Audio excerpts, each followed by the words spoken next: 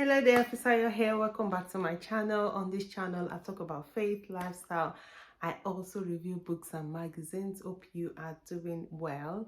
So in this video, I'm just going to talk about how my husband and I manages not living together. For some months now, we haven't been living together only because he has a job outside of the UK. So I'm just going to share some tips on how we keep our marriage flourishing and and enjoyable, even though physically you're not always together, but there are so many things that we try together as a couple just to get things going. Let's get so yeah, it's always exciting, when you're together as husband and wife, but for some reason sometimes in a relationship you're not always together. There's always a reason why. Maybe somebody has to travel because of work, or for to visit friends or families, or just so for different numerous reasons. I know some people always go together everywhere, but that would only happen if both of you work in the same industry, the same company, in the same organization, that you can be everywhere together every time. But obviously, if your husband or your wife works in a different industry or office, different from where you work, then obviously he or she will have to travel away from you at some point, or maybe get caught off with one or two things outside your home environment.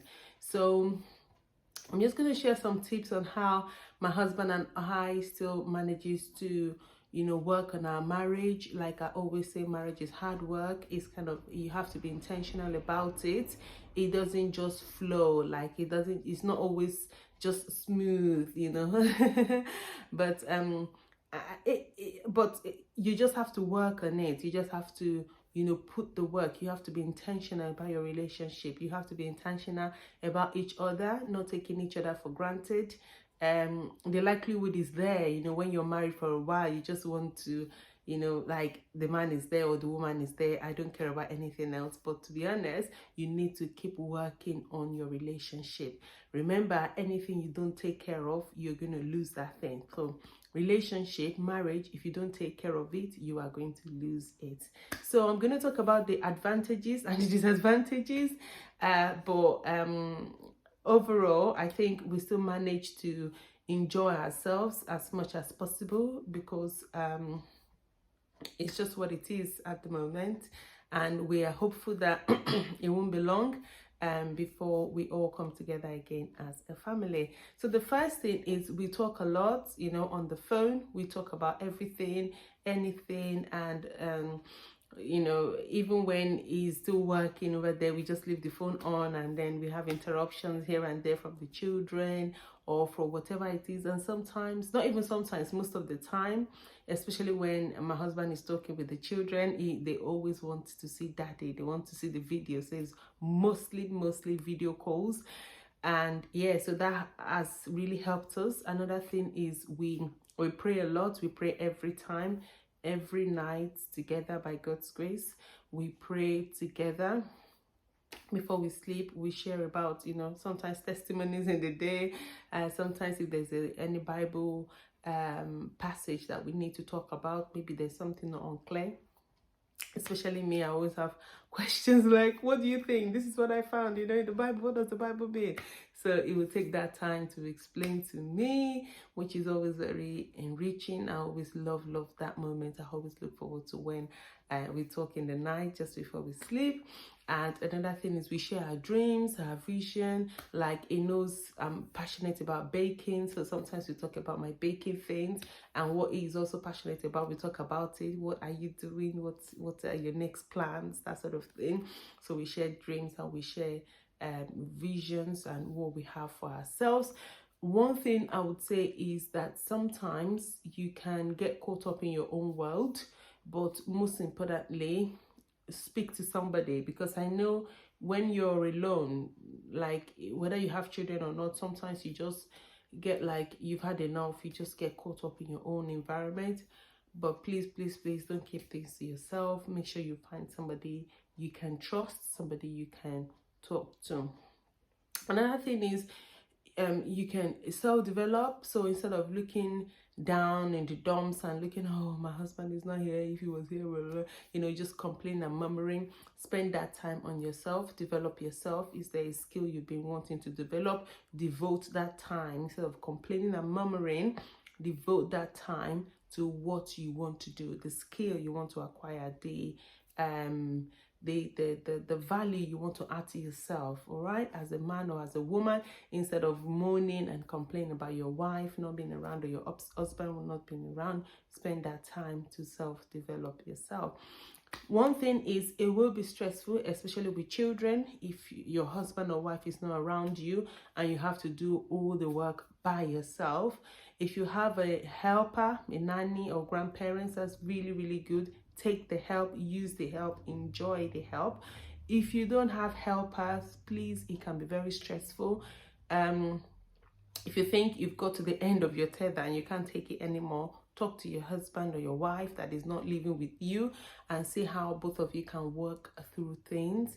And if you are able to maybe pay for a nanny or au pair or somebody that can come and look after your child, please take up the opportunity, use it. And if you have your brother or sister or somebody that can come and live with you, or just take the children for a few hours so you can just lie down and do nothing, please make use of the opportunity, because it can be very, very stressful. Children, yes, they are going to, you know, ask to see your spouse the more. So please, as much as possible, put them through on the phone call. If you can do a video call, if you can't do a video call, just make sure they can talk to your other half as much as possible, as many times as possible. My children, sometimes when I don't even feel like, when I feel like, oh, I just need the phone to myself, they still go, can I call daddy? Can I talk to daddy? There's something I want to talk, you know. I just give them my phone. You can talk to daddy as much as you like. So make sure they're able to reach the other spouse, the other person on the other side. Intimacy, yes, that would suffer because obviously your partner is not with you. So when you feel, oh, I need my husband, or I need my wife, or that sort of thing, you are going to maybe just pray about it. Because obviously, as a Christian, as a believer, you can't go around sleeping around with people. Just have to pray about it, you know, and then just find something, maybe read a book, do one of your hobbies, just to get your mind off it until you both see yourselves again. Another thing is finances. Yes, your finances would suffer a bit because obviously, especially if the other half is living in that environment, you have to spend in two different places. So it's a case of talking about your finances, talking about how you can help each other in one way or the other, and how you can just, you know, reduce spending, be a minimalist if possible, that you just buy what you need, have a budget, have a plan. Don't just go window shopping, especially when you have children. I know it's so easy for them to go to the shops and they say, oh, mommy please, mommy please. So have a budget and stick to it. That will help with your finances. That has helped us. Children's extracurricular activities, for me personally, because I have the children with me, to be honest, I haven't been able to do that many or that much because there was no way, there was no opportunity to do it, because I just couldn't. Because I work and I have a side hustle, and I also do other things, you know, committed here and there. So children extracurricular activities have not been happening that well, apart from maybe the ones in school. Yes, we do that. And I think my son on the football on a Saturday, that's all I do. My daughter is able to manage hers easily. I think most of the activities she does, I think, is within school hours, so that's good. If it's within school hours, a few minutes after school hours, that's fine.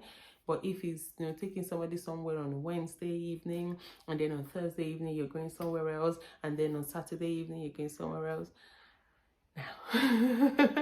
It's not happening. So yes, the longing is there, the longing is there, the longing is there, always there. And, you know, instead of just pity-patting yourself, just look for something you can do to take your mind off it. And when both of you are together, make sure you make the most of it.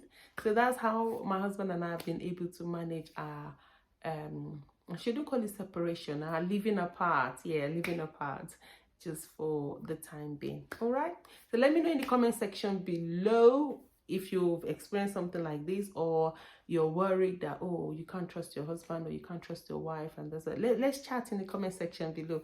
Make sure you leave me a comment. Tell me what you think about the video, and tell me also what you think about your experiences, if it's something you've experienced before. So yes, that's me done. Thank you for listening up to this point. Don't forget to comment, like, and subscribe. And whatever you do, make sure you keep going, keep moving, and don't stop till I see you next time. Bye.